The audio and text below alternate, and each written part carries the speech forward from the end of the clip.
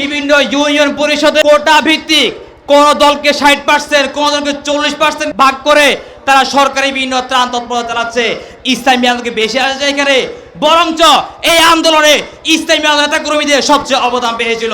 সুতরাং বৈষম্য করবেন না, লাঠি পিঠে করে এই স্বৈরাচার হাসিনা সরকার দোসরদেরকে আমরা দেশ ত্যাগ করতে বাধ্য হব ইনশাআল্লাহ। দক্ষিণ এশিয়ার অন্যতম বৃহৎ ছাত্র সংগঠন ইসলামী ছাত্র আন্দোলন বাংলাদেশ কেন্দ্রীয় কমিটির আয়োজনে আজকের এই ঐতিহাসিক চরমনাই বার্ষিক মাহফিলের ছাত্র গণজামায়াতে উপস্থিত সংগ্রামী সভাপতি, উপস্থিত সাবেক নেতৃবৃন্দ, উপস্থিত কেন্দ্রীয় নেতৃবৃন্দ, আমার সামনে উপবিষ্ট সারা দেশ থেকে আগত প্রিয় ছাত্র ভাই বন্ধুগণ, প্রিয় ভাইরা আমার, আন্দোলন সংগ্রাম ব্যতীত মাজলুম জাতির কখনো মুক্তি আশা করতে পারে না।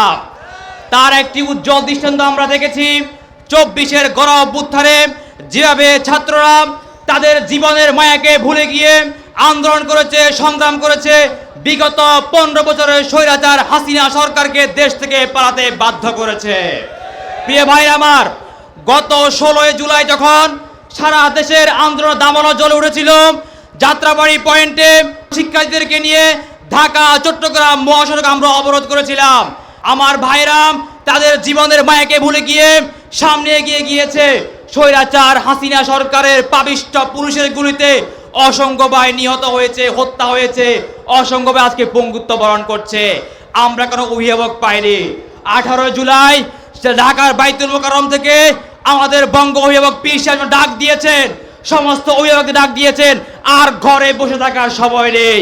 আমার সন্তানরা রাস্তায় মার খাবে আর আমরা অভিভাবক ঘরে বসে থাকবো, তা হতে পারে না। আমরা আন্দোলন আমরা প্রাণ ফিরে পেয়েছিলাম।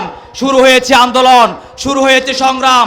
আমরা আন্দোলন সংগ্রাম করতে গিয়ে ঘরে থাকতে পারি নাই। পুলিশরা প্রতিটা ঘরে ঘরে নক দিয়েছে, এখানে কোনো ছাত্র আছে কিনা।